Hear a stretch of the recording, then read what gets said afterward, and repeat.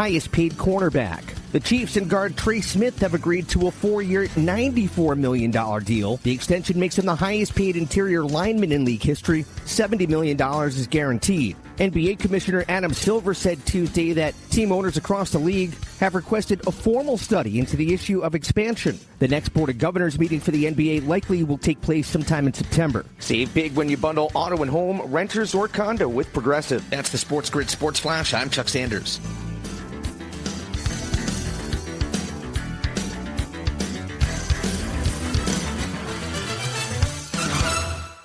This summer with Kohl's, you can rack up the compliments. Like, where'd you get that dress? Tell me all your makeup secrets. Or, ooh, my husband needs that polo in every color. Because Kohl's has what you need. Cute dresses, Sephora essentials, stylish polos, comfy kids clothes, and more. Plus, take 20% off some of your faves. Yep, cue the compliments with Kohl's. Select styles, some exclusions apply. Offer ends July 20th. Coupons and Kohl's Cash do not apply to Sephora. See store or kohls.com for details. Ugh, kitchen ants, runaway roaches, a spider. Relax, just use Zevo. Zevo insect killer sprays use a powerful blend of mint and rosemary to eliminate those pests and up to 20 other bug types. Plus, Zevo is safe for use around people and pets when used as directed. Just spray the bugs and wipe them away. Zevo, people friendly, bug deadly. If you want to be an alpha, you've got to get the winning edge. It's kind of a necessary ingredient if you want to lead the pack. So mark your territory with the winning edge. You're in the big leagues. This is the SportsGrid Radio Network. You're listening to Football Full Circle with Joe Lisi and Ben Stevens. A new day starts right here, right now, live on Football Full Circle. That is FFC, all a part of the SportsGrid Radio Network and Sirius XM Channel 159. He is the mastermind of the pigskin. That is Joe Lisi. I am Ben Stevens. Lisi guy, on this Wednesday, our first set of vets around the National Football League, those veteran players that have been doing it for a while in the NFL, show up to training camp. That is the LA Chargers. A slew of teams sent their rookies yesterday, but our first veterans are now in training camp. The Bolts, the first to report. On Saturday, they sent their rooks. Now the vets will join them. The Chargers, one of two teams, of course, along with the Detroit Lions, that will square off in the Hall of Fame game 2 weeks from tomorrow. And Joe, 8 weeks from tomorrow, 50 days from right now, it is the start, 7 weeks from tomorrow, 50 days from right now, it is the start of the 2025 NFL season. 50 days from this moment, Thursday, September 4th, the season debut in Philadelphia at the home of the reigning Super Bowl champion Eagles as they host their divisional foes and their bitter rivals in the Dallas Cowboys. There is plenty of NFL news to break down today. Contract extensions, historic in some places, in some contract disputes that continue all around the National Football League. And of course, Joe, we'll head back to Atlanta, not for the All-Star festivities in Major League Baseball, but for day number 3 of 4 at SEC Media Days.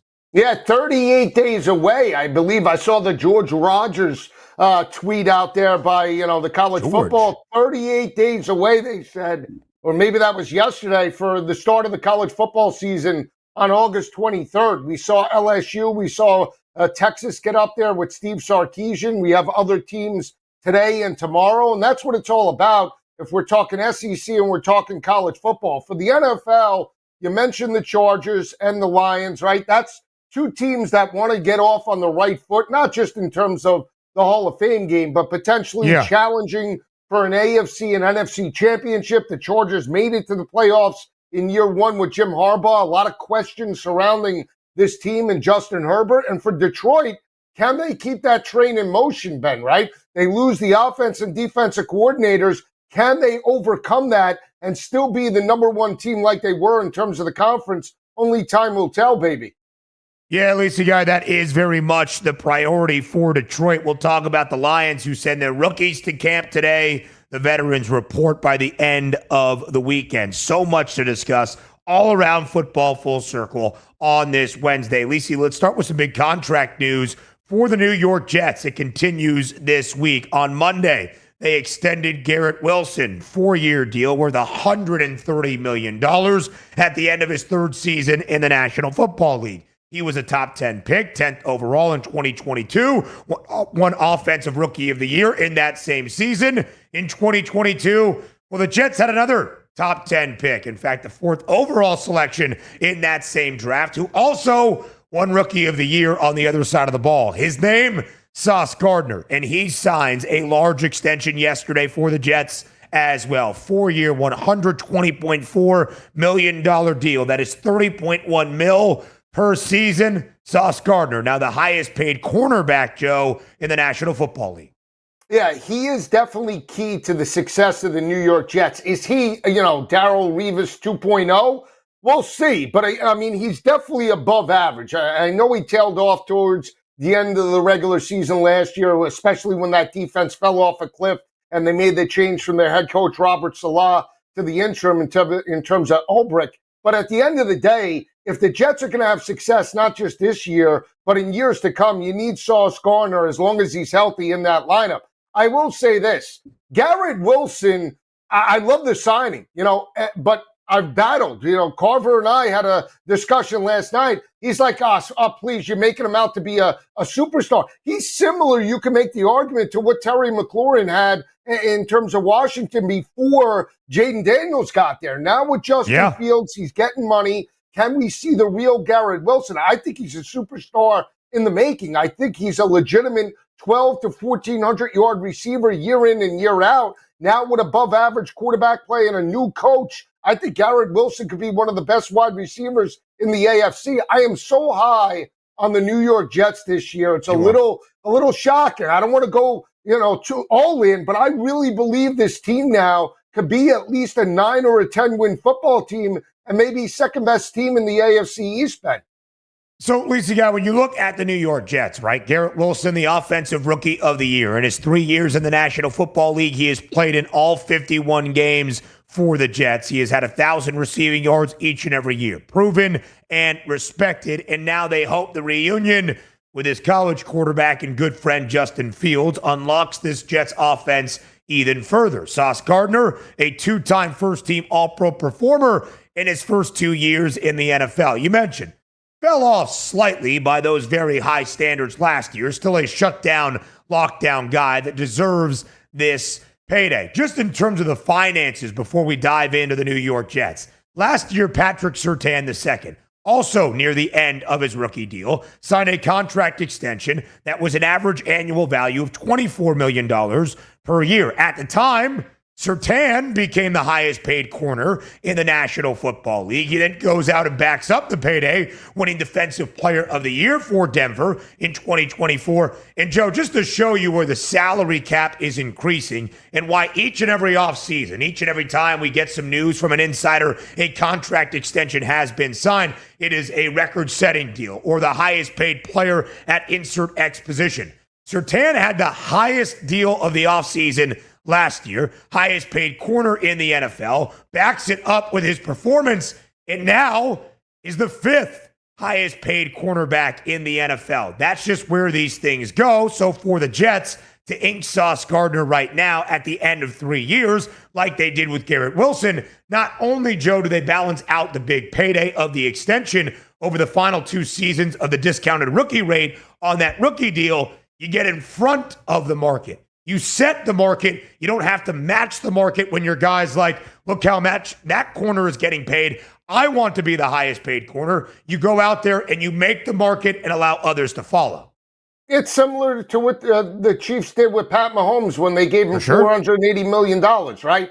At the time, he was the highest paid quarterback. And now you look across the board, he's like, 8th to 10th in aspect in respect to all the other quarterbacks that are there, right? So that's what you want to do. When you have a player that you believe can help your offense or your defense, not just in terms of 1 or 2 years, but be there and be the face of the franchise to build around key components, especially when we're talking about a lockdown corner in today's game. They're far and few between, right? He's great in space. He locks down pure number ones. He is a ball hawk to a degree. And that's what you need, especially coming with a defensive-minded head coach and a former cornerback in Aaron Glenn. he's deserving based off of what he saw. I'm sure that he lobbied to have Sauce Gardner get the money.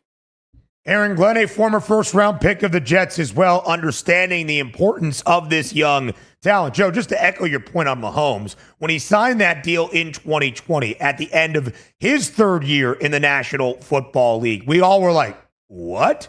The guy just signed for nearly $500 million, 10-year extension, $450 million. And of course, Mahomes at that point had already won a Super Bowl, or at least maybe he had played in a Super Bowl. No, they won the Super Bowl in 2019, the 2019 NFL season. Yeah, excuse me. I was just kind of getting my dates all together there. But we were blown away.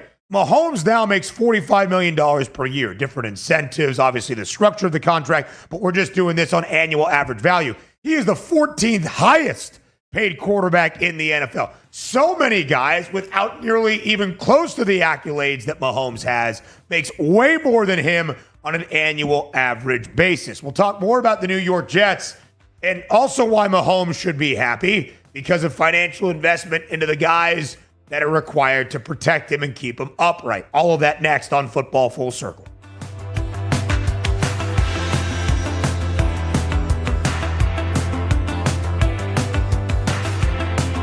4 out of 5 scientists agree it's smarter to be on SportsGrid. And we're pretty sure that one scientist is still a virgin. He just gives that vibe.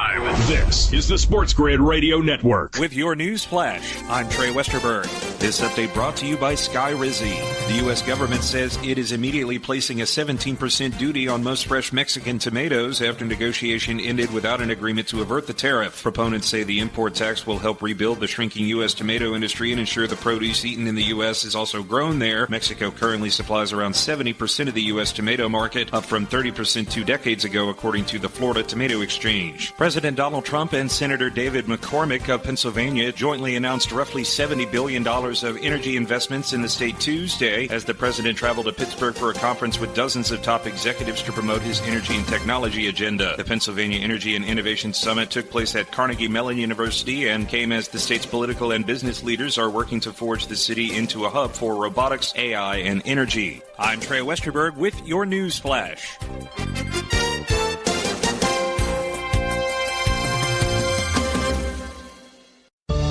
Working as a dedicated Fidelity advisor, I always ask, what's important to you? I'll look at those priorities and goals alongside your full financial picture to build a comprehensive plan designed to help grow and protect your wealth. With proactive portfolio insights and an eye on taxes, I'm here to help you make the most of your money. I'm Laura Maxwell, and I'm a dedicated Fidelity advisor.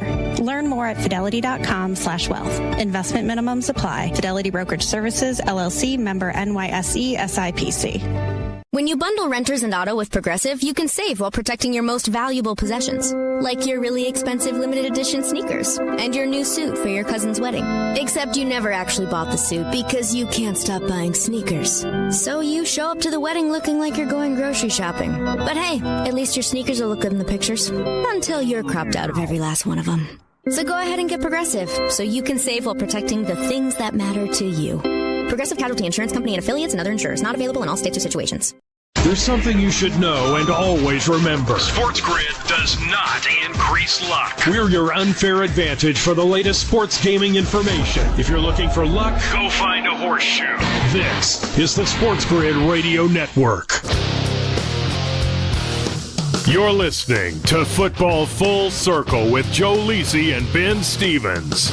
Live right here on FFC. It's been a rich week for the New York Jets. New management under Darren Muji, the new GM leading that front office, and a first-year and rookie head coach with familiarity in the franchise, that being Aaron Glenn. They extend Garrett Wilson. They extend Sauce Gardner, 2 cornerstone pieces, Joe, of this franchise, they hope, for many, many years. And it's a very different tune on Gang Green entering 2025 than the previous 2 off seasons, where there was so much optimism and expectation with Aaron Rodgers. 5.5 the win total for New York this time around. Hefty juice on the over at -150. But Joe, one of the reasons we had so much hope for New York, if Aaron Rodgers could even be serviceable, was because of how much young talent is on this roster. A defense anchored by Quinnen Williams up front and Sauce Gardner on the outside. An offense with explosive pieces like Garrett Wilson, like Breece Hall, like Braylon Allen. You now hope that Justin Fields can find what we have expected him to in year number 5 in a new situation. But Lisa, you're buying in. You're not just thinking the Jets win 6 games and go over that win total. You might be willing to go up in the alt market. Just how high? Over 7.5 plus 200? Not over 9.5 plus 550, right?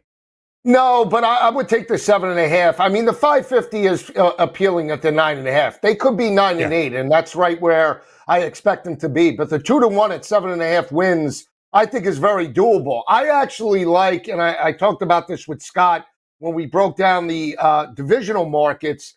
I believe Buffalo is the best team on paper. A lot of books, including FanDuel and MGM, have the Patriots as the number 2 best team in terms of wins. 7.5, I don't buy that. So if you believe the New York Jets are going to be a contender or at least be above 500, like I believe, and 7.5, 8, or a 9-win football team, I actually like them with the second best number. So like the divisional odds, Buffalo, the Jets, the Patriots, and then have the Dolphins as the doormat, I believe, if I'm not mistaken.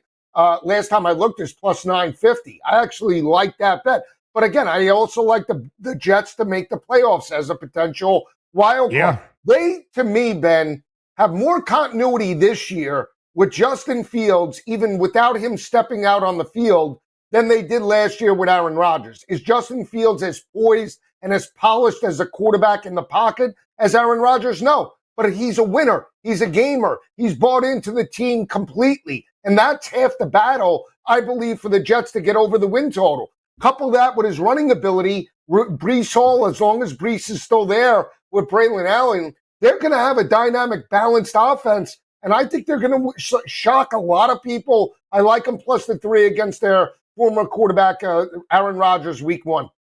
And Joe, just to compare the odds, the Jets to make the playoffs, the second longest price in the AFC, only the Browns, who have the worst win total in the National Football League, have a longer price. Plus 470, the number on New York. To go over 9.5 wins is plus 550. Both some pretty unlikely by the odds and big plus money hits. I'll just say this. Is there a chance the 9-8 Jets could get to the playoffs?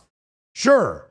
But more than likely within the AFC, it's going to take that 10-win margin plus 550 for a couple of extra shekels. Over that 9.5 does make a little bit of sense. Joe, I think there is a lot to be optimistic about. I'm not sure it results in 8, 9, maybe even 10 wins as you think it could. Over 5.5 in being a competitive team that covers a lot of numbers when they will often be booked as a dog. I'll buy into that.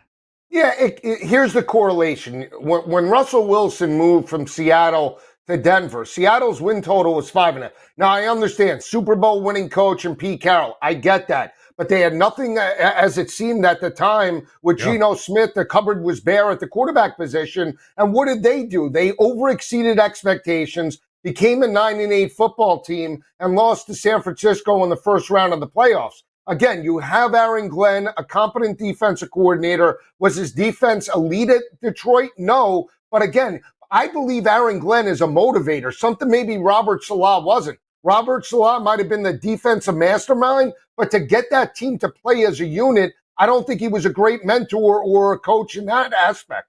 I believe Aaron Glenn could get this young group to play above their heads, and that's why I'm saying 9 wins isn't out of the realm of possibility.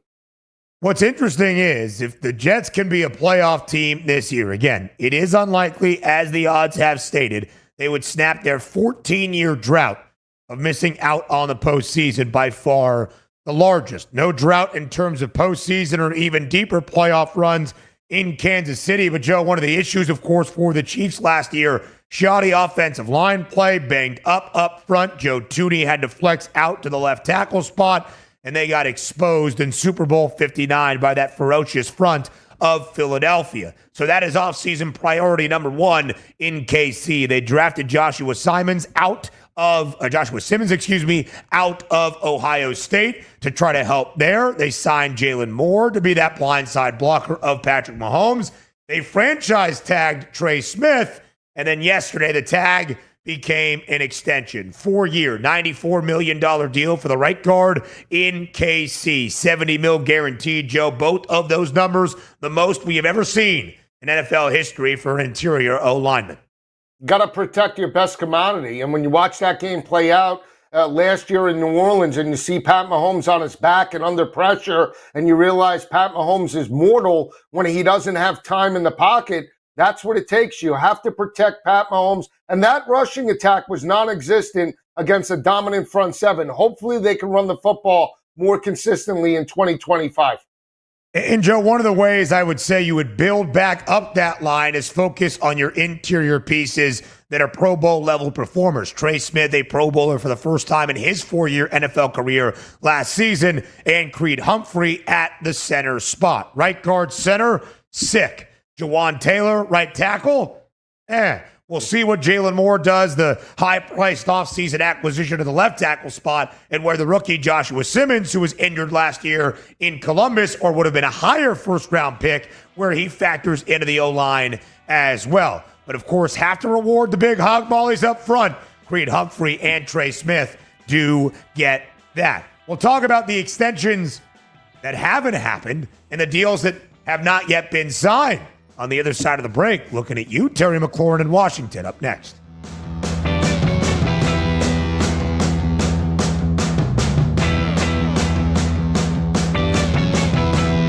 There's smart. And there's not smart. Not smart is hope as a strategy. It's smarter to be on SportsGrid. Keep it here. And win. This is the SportsGrid Radio Network.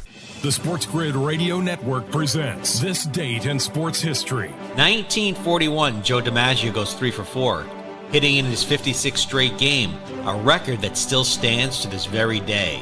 Jolton Joe hit 357 that season, with 30 home runs and 125 RBIs. The Yankee Clipper won the MVP in 41, despite Ted Williams batting .406 for the Red Sox.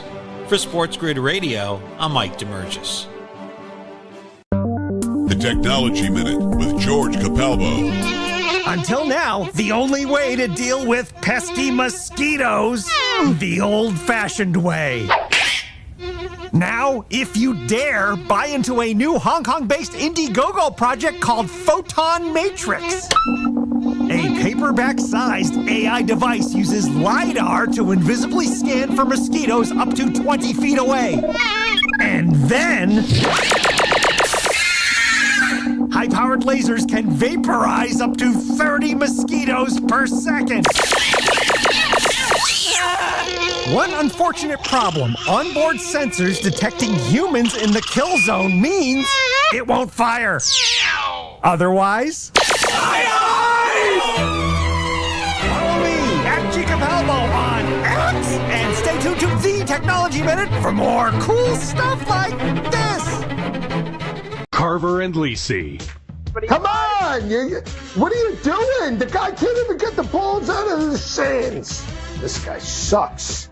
This Jazz head sucks. Take a break. I mean, really? I said it. Stick now, the fork in him. I said it. Not you. Me. I said it.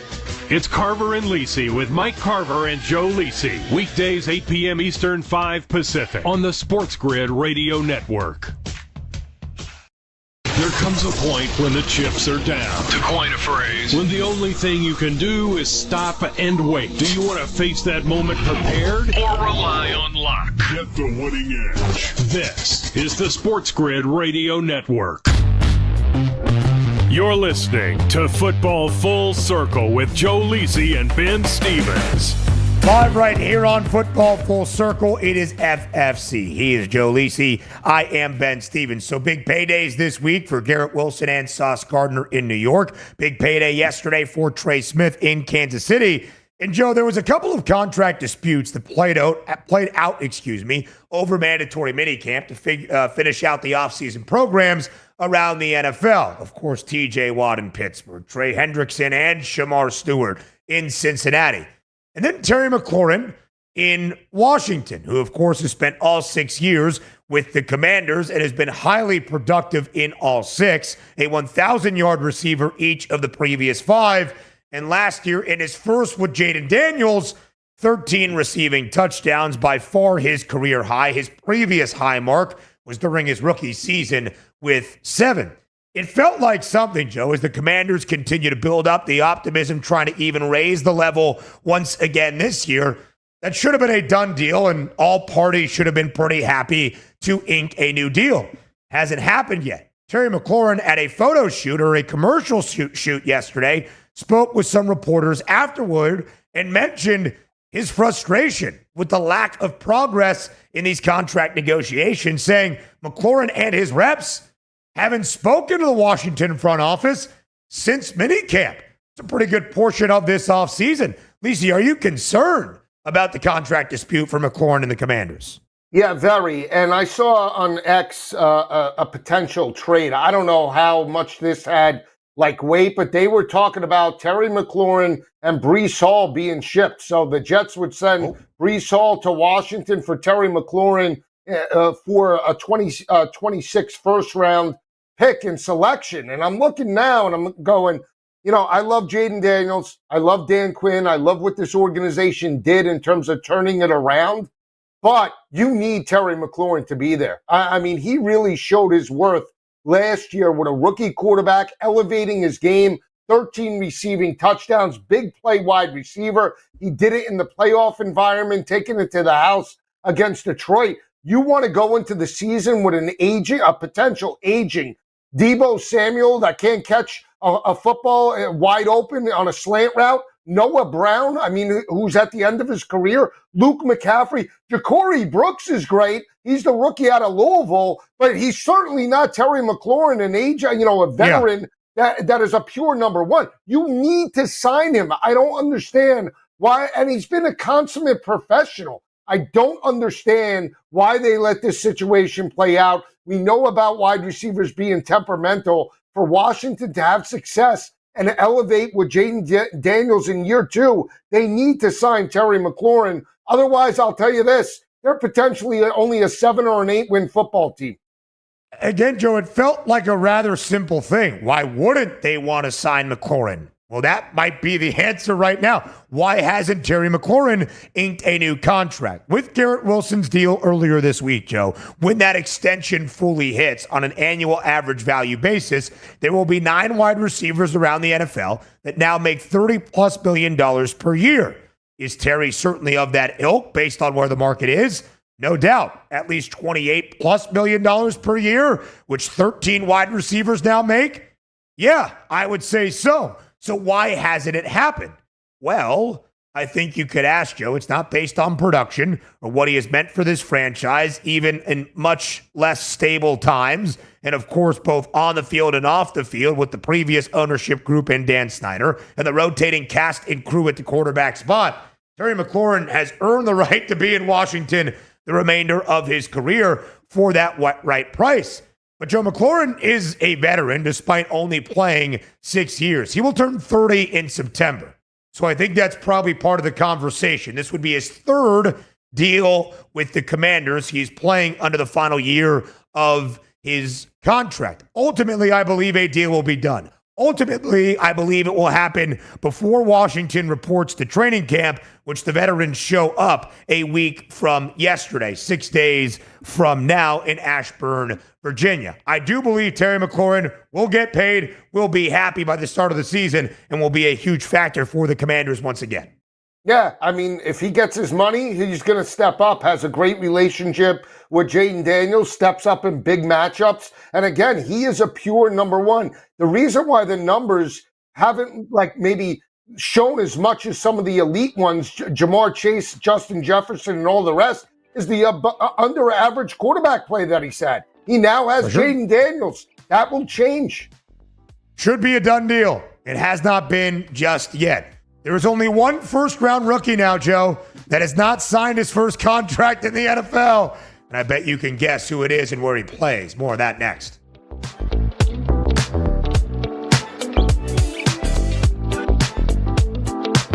The winning edge. You've got it. But not everybody has it, because not everybody listens to us. But we're working on that. This is the SportsGrid Radio Network. Progressive presents the SportsGrid Sports Flash. I'm Chuck Sanders. NBA Commissioner Adam Silver said Tuesday that team owners across the league have requested a formal study into the issue of expansion. The next Board of Governors meeting for the NBA likely will take place sometime in September. Just a day after reaching a long-term contract extension with wide receiver Garrett Wilson, the Jets rewarded star defensive back Sauce Gardner with a record-setting deal. It's a 4-year contract worth $120.4 million. The extension includes a little more than $85 million guaranteed. The two-time All-Pro becomes the NFL's highest-paid cornerback. The Chiefs and guard Trey Smith have agreed to a 4-year, $94 million deal. The extension makes him the highest-paid interior lineman in league history. $70 million is guaranteed. Save big when you bundle auto and home, renters, or condo with Progressive.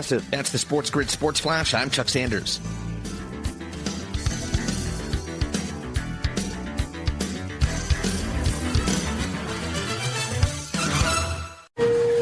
More fiber and laxatives, eh? Who are you? I'm future you. Future me? Constipation with belly pain still coming back? Our doctor figured it out. It's irritable bowel syndrome with constipation, or IBS-C. And Linzess could help you get ahead of it. Linzess linaclotide is a prescription medicine that treats IBS-C in adults. It's not a laxative. It's a once-daily pill that helps you get ahead of your symptoms. It's proven to help you have more frequent and complete bowel movements and helps relieve overall abdominal symptoms, belly pain, discomfort, and bloating. These symptoms were studied in combination, not individually. Do not give Linzess to children less than 2. It may harm them. Do not take Linzess if you have a bowel blockage. Get immediate help if you develop unusual or severe stomach pain, especially with bloody or black stools. The most common side effect is diarrhea, sometimes severe. If it's severe, stop taking Linzess and call your doctor right away. Other side effects include gas, stomach area pain, and swelling. Talk to your doctor and say yes to Linzess.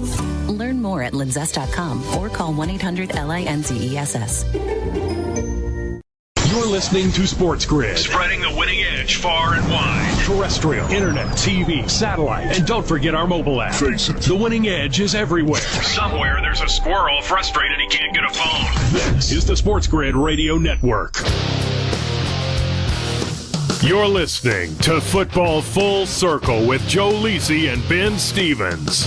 Live right here on Football Full Circle. It's FFC. That's Joe Lisi. I am Ben Stevens. Joe, yesterday, Jahdae Barron, the 20th overall pick in the 2025 NFL Draft, the Jim Thorpe Award winner for the best DB in college football last year out of Texas, inked his rookie contract with the Denver Broncos. That means there is only one of our 32 first-round picks who, right before training camp is about to begin, remains unsigned. His name is Shemar Stewart. He plays in Cincinnati. Of course, it has been a saga the entirety of this offseason. Stewart sitting out rookie minicamp deals, drills, I should say, sitting out voluntary OTAs and mandatory minicamp as well. He has been in the facility at times, but he has not participated in any of the on-the-field activities. Why? The Bengals are trying to add some language into their rookie contract about default clauses that has not been there for the previous 2 first-round selections, including last year's first-round pick, Amarius Mims. Lacey, we know what the story is. It's a default clause the Bengals are trying to add that gives them a loophole in exit if Stewart were to be punished for anything on-field or off-field, because the way the rookie wage scale works now and has been in effect since 2013, based on where you're drafted, what your slotted value is, how much money you make, and it is all fully guaranteed. So the Bengals trying to do this in what is a fully guaranteed deal is what is a little bit shisty, I guess you could say, for Cincinnati, and maybe not with the best intentions. Regardless of how you feel, Joe, if you side with Stewart, if you side with the Bengals, if you do not really care, the reality of the situation is Cincinnati seems to be that one front office time and again that is dealing with these large contractual issues. It's not just Shemar Stewart, it's Trey Hendrickson this offseason as well. And Stewart now, Joe, the only first-round pick that remains unsigned, a few days away from training camp in Cincinnati. Yeah, and you and I talked about it in the break. He's living in Texas. They said there were reports he was working out with Texas A&M. You said that's not true, and he would have to sue. So big picture is this. If you're Cincinnati and you had the worst defense in the conference and one of the worst in all of the NFL, you need one of these 2 players in camp over the next few weeks, right? You have to prioritize, the defensive side of the ball to some capacity. And Stewart is a young a young player that could elevate that team. But you have this contract situation now that's coming out. Both sides have to give a little. I mean, Stewart has to say, hey, I want to play and I'm willing to take this. And the Bengals have to say, you know what? Okay, let's spend a little and let's get it done. You got to get it done soon. I mean, if this is August and we're still talking about Shamar Stewart and this situation and Hendrickson is still in limbo, where is this team going? And if you're Joe Burrow and you're the other key players on this offense that for years now, made it to an AFC championship and a Super Bowl, and that is the big prize right now, you need both of these players to help you get there. What are they doing? They just love these situations playing out to hurt the team and hurt the continuity of the locker room. And you got to prioritize this. Otherwise, they're going to be a dead football team in 2025. The rookies report to Camp Joe in Cincy on Saturday. The veterans 6 days from now, next Tuesday. Do I think Shamar Stewart and or Trey Hendrickson will both sign new deals before? No, I do not. There doesn't seem to be a lot of positive momentum at this moment. I would say more likely for Shamar Stewart to ink that rookie contract because there's a lot less variables. It's just the default clauses that the Bengals have not included prior. Trey Hendrickson, it's a lot more complicated slightly than what the rookie deal should be because they're not haggling over money. You know exactly how much he is supposed to make. They're not haggling over years or guarantees. It's guaranteed money, and we know it's a 4-year deal with a 5th-year team option. It's the same thing each and every year. It is simply that default clause that Shamar Stewart and his camp, and I think they are correct in doing so, have taken umbrage with. Now, there was a report yesterday that Stewart is back on campus in College Station working out with Texas A&M. One side reported that is not true. The beat writer for the Cincinnati Enquirer, Kelsey Conway, is who covers Cincinnati well there. She said he has been in Texas all offseason. He is working out at A&M facilities. A lot of college guys, especially rookies, go back to their college campuses to work out. That is not overly shocking by any means. Shamar Stewart, just so we clear this up, could not play with A&M this year. Once you are drafted in the NFL, your eligibility is done. Could he sue the NCAA in another watershed moment? Maybe, but that's going to take a while, and it's already the middle of July. What Shamar Stewart can do, Joe, if he remains unsigned, and that continues all the way through Week 12, Week 13, which I think is the final time of that contract being signed, he could then, if he does not sign it all this year with the Bengals, re-enroll for the 2026 NFL draft, and then he would be anybody's game except for Cincinnati. How would teams feel about a player, a rookie, trying to get the upper hand in what we know is the Billionaire Boys Club that is ownership around the NFL? That's a different story, but that is kind of the path if this continues to turn ugly in Cincy. Ultimately, I believe he will sign. When that happens, that's anybody's guess. Yeah, again, you're talking about a young player that could be a game changer on the defensive side of the ball, and Cincinnati could use him along with Trey Hendrickson to potentially challenge for an AFC championship. Again, will it get done? It will, maybe. It looks like, at the end of the day, if you had a bet right now, knowing that he can't go back to Texas A&M, I would say it's probably 80-20 that he's on the roster and he's in the lineup. But what are we talking about in terms of the learning curve? He's just not a plug and play right now. And the conditioning, the training from, just training camp alone, the game speed, understanding the professional aspect of the game, that's what he's missing out on. And again, it's just going to affect him in this defense in 2025 if he's not in camp sooner rather than later. So get it done. And if for anybody's back in Cincinnati, you want to see them get these deals done to show that they're serious about winning a championship. Again, I've said it so many times, the Bengals at a 10-1 price, 4th best in the AFC behind the trio of teams, the Ravens, the Bills, and the Chiefs, is so enticing. But until I know Trey Hendrickson and Shamar Stewart are going to be there for the defense that was the issue last year in Cincy, to me, it is not a bettable number at this moment. Again, this is crunch time, right? It's why we are seeing these extensions this week. It's the final week before everybody reports to training camp. And now that the offseason is about to be done and it's camp and preseason time. That's when that impetus, Joe, and the motivation to get these deals done even gets more on the front burner, right? Not the back burner anymore. You move that thing up on the stove because it's crunch time to sign these deals and make sure that people are happy and maybe even more than happy, present and available when training camp begins for most next week. Yeah, we talk about chemistry, Ben, right? You know, certain teams have it, other teams don't. For Cincinnati, that has just really started for the past 3 years in a hole, and then knowing that they're good enough to compete with the best teams in the conference, you want to see the locker room continuity. You want to see these defensive players intact before the month of July is over. If we're talking about this on August 15th or 16th with a month left before the season starts, what does that say? That puts more pressure on Joe Burrow and that offense to outscore everybody.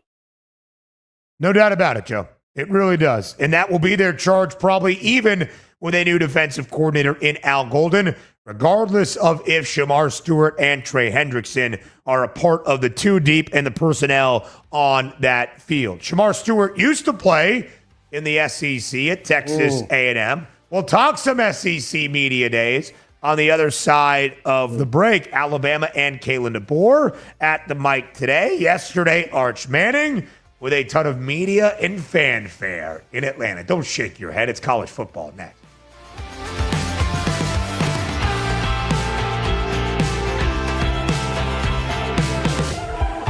We're not saying every SportsGrid listener is a legend, but you might start thinking about who's going to play you in the movie.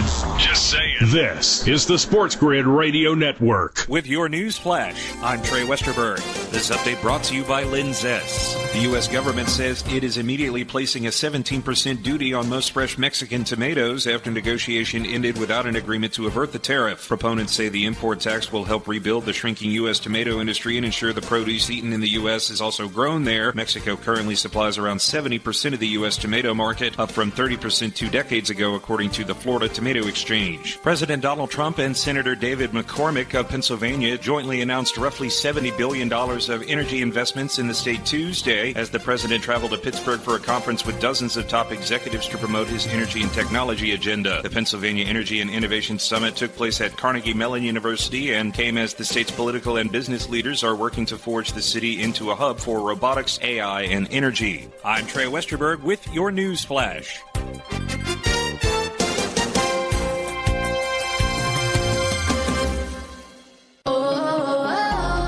My perfect day has sand, salt water, and friends. But my moderate to severe plaque psoriasis can take me out of the moment. Now I'm all in with clearer skin thanks to Skyrizi. Risankizumab Riza, a prescription-only 150 milligram injection for adults who are candidates for systemic or phototherapy. With Skyrizi, most people saw 90% clearer skin, and many were even 100% plaque-free at 4 months. Skyrizi is just 4 doses a year after 2 starter doses. Don't use if allergic to Skyrizi. Serious allergic reactions, increased infections, or lower ability to fight them may occur. Before treatment, get checked for infections and tuberculosis. Tell your doctor about any flu-like symptoms or vaccines. Thanks to Skyrizi, there's nothing on my skin, and that means everything. Ask your doctor about Skyrizi, the #1 dermatologist-prescribed biologic in psoriasis. Visit Skyrizi.com or call 1-866-SKYRIZI to learn more. Remember when you were thankful you could just get AM and FM? Things have progressed. Now even an app on your phone can give you a 21st century thrill with that little drop of heaven called the deposit notification. This is the SportsGrid Radio Network. You're listening to Football Full Circle with Joe Lisi and Ben Stevens. Live right here on FFC. That is Football Full Circle. Day number 3 of the 4-day extravaganza that we know as SEC Media Days in Atlanta. Joe, there has been much a buzz, much to do about fanfare, and a ton of media attention paid to one man above all else. His name, Arch Manning. He was at the Diocese and the podium yesterday in front of the reporters in Atlanta, breaking down this upcoming season and all the anticipation and eyeballs for Texas and himself now as the Longhorns' full-time starting quarterback. When he was asked about all of that attention, Joe, Arch had all the right things to say. Quote, "It's weird. I really haven't deserved any of this. So just trying to play along and play ball." When he was asked about being a Heisman frontrunner, he said, "That's very kind that you think of me as so, but I've only started 2 games. I've got a lot to prove on the football field." So, Joe, there's a lot for Arch Manning to prove this year, but he does enter the season with Heisman expectations. He is the favorite. He is the front runner, and his Longhorns are the favorite to win a national championship, currently on the FanDuel Sportsbook, plus 550, now a $0.50 in front of both Georgia and Ohio State. Some reshuffling in those odds in the past few weeks. Arch is saying all the right stuff. Will the right stuff follow on the actual gridiron? I don't know, Ben. And again, we're talking 9-3, 10-2. That's expected for Texas, right? I watched them with Quinn Ewers struggle in some key games. They jump out to a big lead against Vanderbilt. They hold on. They jump out to a big lead against Arizona State. They hold on. And now you lose your leading wide receiver in terms of Matt Golden. You lose Isaiah Bond, even though he was the invisible man for much of the season. He's still a veteran wide receiver that's no longer there. Gunnar Helm, your starting tight end, they're all gone from the offense. So can Ryan Wingo and this wide receiver staff step up and really just maintain that level of consistency with potentially one of the best quarterbacks in the SEC and all of college football? I don't know. Yeah, they have no margin of error week 1. They're already 3.5-point dogs. Again, I believe at worst 9-3, 10-2. But I think last year's team might be more complete than this year's team. So I'm not buying into the odds. I think it's more Arch Manning. Again, I told you I would take a shot on Georgia to be the best team in the conference and win it. I like the 6-1 number. I have more confidence in Kirby Smart and that team than I do Sark and Arch in year number 1 as a starter. Yeah, it's really interesting, Joe, when you look at what Arch Manning has as he enters. What Steve Sarkisian has now built, 2 consecutive appearances in the college football playoff, first year in the SEC, playing in the SEC championship, in the final year in the Big 12 in 2023. That was Texas's first conference championship since 2009. There is a lot to love right now in Austin. They are recruiting like crazy on the recruiting trail. A couple of big wins yesterday in favor of Georgia. And Arch, of course, because of his last name, has understood that the spotlight is going to be shown on him very brightly as soon as he takes over. This is now his time. In the glimpses that we have seen of Arch Manning, Joe, it's been good, right? It hasn't been all great, but it's been good. The first game against Georgia in Austin, when he came in for a banged-up Quinn Ewers, he had a couple of turnovers right before the break as well, but he displays that athleticism. He has made big-time throws. He has started an SEC matchup, albeit against Jeff Lebby and Mississippi State, expected to be the worst team in the conference once again, but still, there is a lot to like. But I think, as Arch said, it's not necessarily proven right now. One of the reasons, Joe, that I am incredibly high, though, on Texas is basically everybody else. You mentioned some of those players offensively, but the 2 guys that joined Arch as the trio for Texas of the players that met with the media yesterday, Anthony Hill Jr., one of the best linebackers in the country, and Michael Taffy, their senior safety and one of their defensive leaders. 2 of the best guys, Joe, that return defensively within the SEC. I think the Longhorns are going to be one of the best defenses in college football, and we'll get a glimpse of that right away against the reigning national champs on that opening Saturday of the year, August 30th, week number 1, noon Eastern time inside the shoe. If that defense is as good as it was last year, now they were one of the best rush defenses in the conference. They had one of the best secondaries in all of college football. They held opposing quarterbacks to only a 50% completion percentage. They were opportunistic in the back end. Plus, in terms of turnover margin, third down defense, less than 35%. They are going to be there. Again, that's still a tough ask. Again, they're going to be challenged week 1 by Ohio State. Are you a little shocked, though, Ben, knowing that they have the quarterback advantage? Because I am, even though they're in the horseshoe, there's so many question marks about Ohio State. To see that line move from a key number of 3 to 3.5, it's like they're begging you to take the Longhorns week number 1 in Big Noon Kickoff. I'm not so sure. Yeah, it is an interesting line, Joe. It is only 2.5 in favor of the Bucs, as you alluded to. That total 50 and a hook. Heck, if the two defenses are as good as we saw last year in that Cotton Bowl against one another, then that number is staying under. But it's a new DC for Ohio State in Matt Patricia. It's a new quarterback for Ohio State in Julian Sayin. Ohio State had 14 guys drafted in the NFL. That's what happens when you have a very talented 2021 recruiting class, and all of those guys come back to C-Bus to win a national championship and accomplish that goal. It's a time for Texas to make a statement, albeit on the road in one of the great venues of college football at the Horseshoe, at Ohio Stadium in Columbus. 2.5, though, under 3, I think speaks to the strength of Texas. Yes, but that line was 3.5 about a week ago, okay? And for much of the offseason. So here we go. Here we go. So we know the dominance of Ohio State at home. We talk about the question marks. The biggest question mark for Ohio State isn't just Sayin and obviously Quinshon Judkins and Travion Henderson moving on. It's can that defense that was led by Jim Knowles maintain that level against Arch with Matt Patricia? That is the question. If so, Ohio State will be there. Right now, 2.5, 3, it's a key number. I still lean to Ohio State early on. You're laying less than a field goal at this moment. Others outside of Texas this week in Atlanta at SEC Media Days. That's next.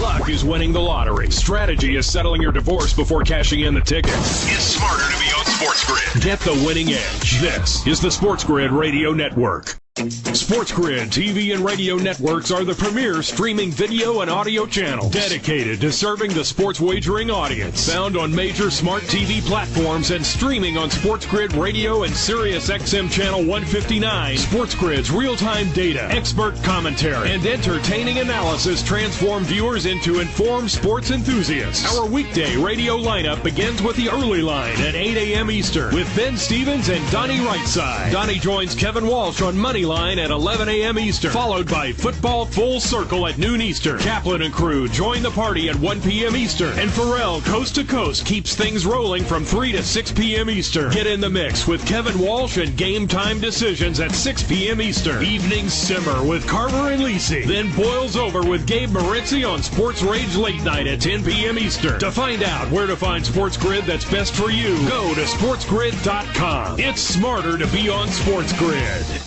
Imagine combining the exciting investment opportunity of cryptocurrencies with the power of artificial intelligence to maximize your IRA, 401k, or other investment funds. Listen, if you're looking for ways to accelerate your retirement growth, Block Trust IRA has market-leading strategies and solutions for all levels of investors, from $1,000 to millions. And they partner with Bitcoin Magazine's #1 crypto trading fund in the world to maximize your returns. Plus, their team of IRA specialists is here to help you roll over your IRA or qualified retirement account to the new world of cryptocurrency investments. So make this free call right now to set up your account and learn more. 800-434-5313.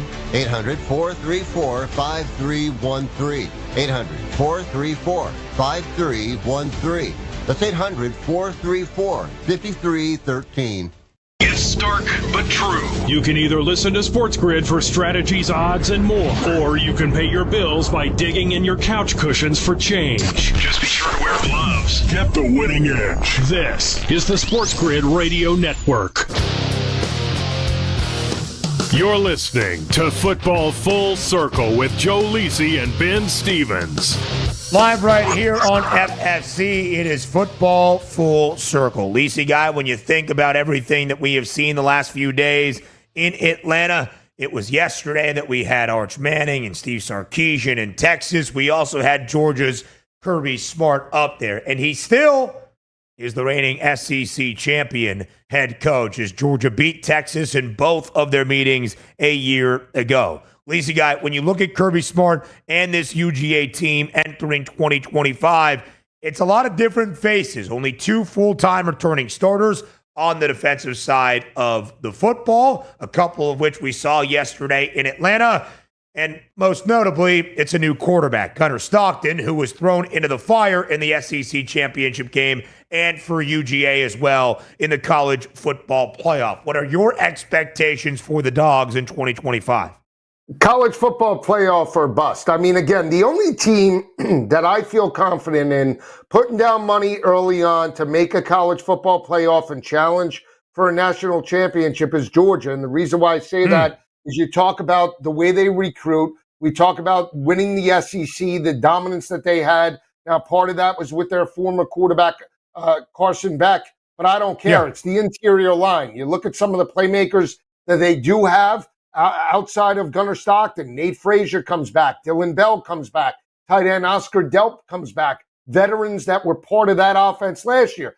Can Kirby Smart elevate the front seven after losing Michael Williams and the starters that they did? Can they elevate? Yes, I believe they can. He's that good of a coach. He's like Nick Saban in the sense of, we talk modern day, just football factories. Kirby Smart is it. That is it. Yes, Sark is great. And Brian Kelly and all the other coaches in the conference, you know, you can make an argument, good coaches. We're talking about elite coaches that have won a national championship offensively and defensively. Kirby Smart's the guy. And you can't even put Ryan Day in that class because Ryan Day did a lot with Chip Kelly and Jim Knowles that are no longer there. One's in Penn State, the other's in the NFL. Yeah, Lisa Guy, it's a really good point, right? What Kirby Smart has done. This from Chris Lowe yesterday of ESPN. It's crazy to think it's already been 9 years and now about to enter year number 10 in Athens for Kirby Smart. Of course, working under Nick Saban for the time that he did, but he is the fastest coach in FBS history to reach 100 wins. His overall record is 105-19. He has produced 17 NFL first-round draft picks in that span in the last 9 seasons. And Georgia hasn't lost a home game since 2019. That is 32 in a row. I have looked at Georgia's schedule. Of course, we say this every time. Take strength of schedule metrics with a grain of salt, despite what the SEC might try to tell you. And UGA has a difficult schedule this year, 8th hardest in the country, with the 7 in front of them all in the SEC as well. It's really middle of the pack of their own conference, Joe. But you look on paper, Georgia gets Texas in Athens, where we just told you they haven't lost since 2019. They get Alabama in Athens, where they have not lost since 2019. They are going to be favored, as of right now, at least by a point or so, even a couple of cents on the money line in both of those games. You know, Georgia's probably going to be favored in all 12 of their games this year, right here, right now. Of course, could be very different come September, October, November. But I'm saying in the early projections of what those odds are going to be, I completely agree. UGA should be a college football playoff team once again and a true national championship contender. Yeah, we talk about they beat up Ole Miss in Jackson Dart the last time they were in Athens, right? They lost on the road. Yeah. The road games are where you have to look. Their toughest opponent might be at the end of the regular season after Thanksgiving against Haynes King and Georgia Tech. That pushed them to 8 overtimes last year. That potentially, the out-of-conference game might keep them out of the college football playoff, depending upon how the chips fall. That is an important game for them. So I agree with you. The schedule lines up in conference, but you got to dominate out of conference as well. Again, I think 10 at worst for Georgia this season, Ben. 9.5 the win total for UGA, Joe. The over has the hefty juice. 9.5 is the win total for Alabama. It is -110 to both the over and the under. Kalen DeBoer meeting with the media today. He talked about Alabama's schedule. And they do have a couple of Power 4 non-conference foes in Florida State and Wisconsin, saying, look at our schedule this year. We're into playing as many high-end games as possible. They went under 9.5 in DeBoer's debut year in Tuscaloosa. We'll see about 2025, and of course, we'll talk about it tomorrow. He's Joe Lisi. I'm Ben Stevens. Football Full Circle returns tomorrow, noon Eastern time on SportsGrid Radio.